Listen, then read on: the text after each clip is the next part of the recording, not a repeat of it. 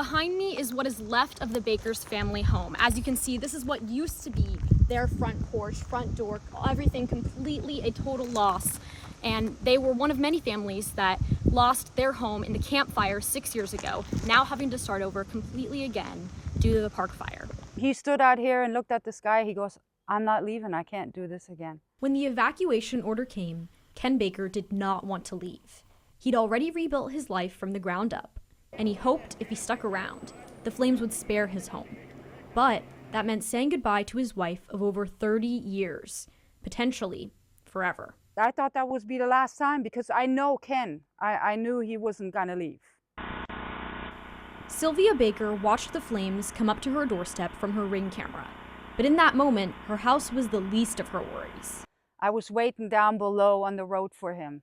After trying to evacuate for 5.5 hours, not knowing if Ken was okay, Sylvia waited even longer, hoping her husband would leave the house behind and join her.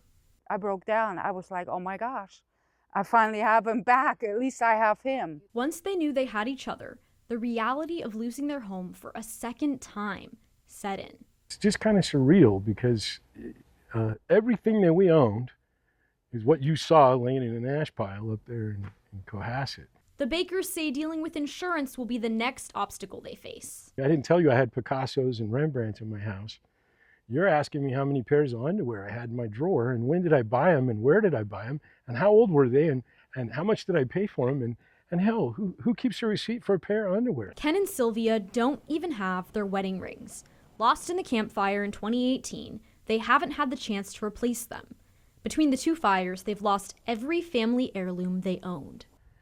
Anything that is part of our heritage, something that would be passed down from father to son, daughter to mother to daughter kind of thing, is gone. Despite everything they've lost, they stay positive because they have each other. There's more to be grateful for than to be unhappy about.